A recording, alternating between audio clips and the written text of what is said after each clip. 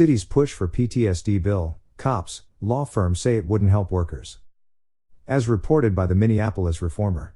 By Dina Winter, March 10, 2022. Cities need help dealing with the wave of cops leaving the field by getting disability pensions due to post-traumatic stress disorder, at an average age of 42, since George Floyd's killing, their representatives told lawmakers Tuesday.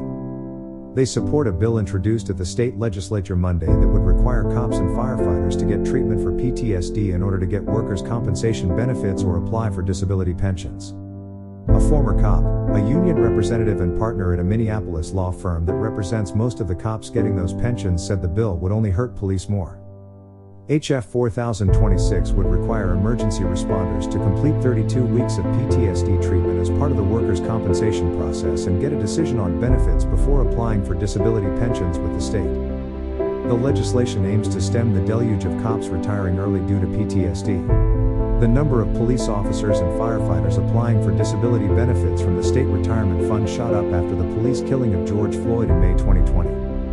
The Minnesota Public Employees Retirement Association received 118 disability benefit applications in 2019, 241 in 2020 and 307 in 2021. Most of those applicants were police officers, and about 80% said they were disabled by PTSD.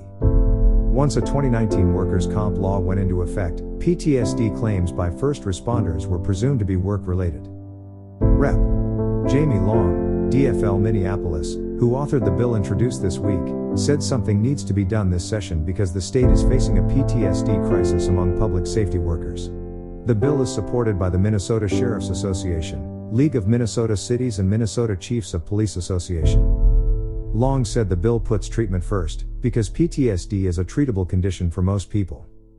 Nisswa City Administrator Jenny Nash, who is second vice president for the league, said even tiny Nisswa is seeing longtime officers apply for duty disability retirements, which can cost hundreds of thousands of dollars. One claim, for example, cost more than $350,000 over 24 years, which would require a 14% property tax levy increase for taxpayers in the town of less than 2,000 residents.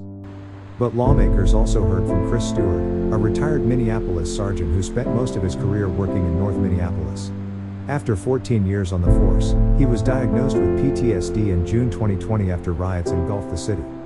He testified that he loved his job but had to leave after he became a threat to himself and others. "I've seen the worst of mankind and what I can only describe as pure evil," he told a House Public Safety Committee, frequently choking up with emotion. "I've seen hundreds of dead bodies. The result of gang shootings, fatal car accidents, suicides."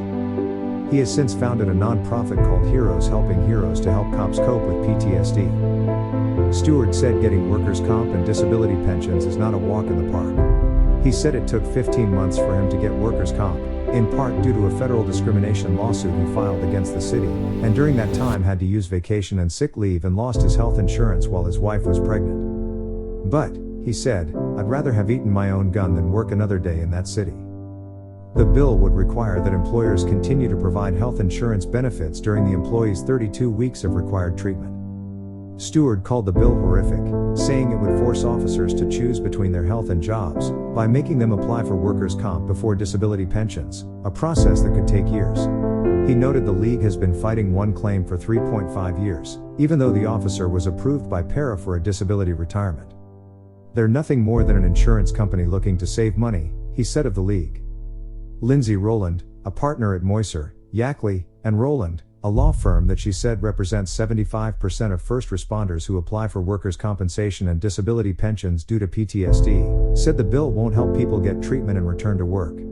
Rowland said the 2019 law change giving work-related presumption didn't cause an increase in disability pension applications, contrary to what league officials have said. "The law has been effectively meaningless," she said, "since almost all workers' comp claims are initially denied by the league, which provides workers' comp to all but 9 Minnesota cities." Rowland attributed the increase in disability pensions to the events surrounding Floyd's murder. "Workers already apply for workers' compensation before disability retirements," she said, "and most go through months of treatment before their disability pensions are approved."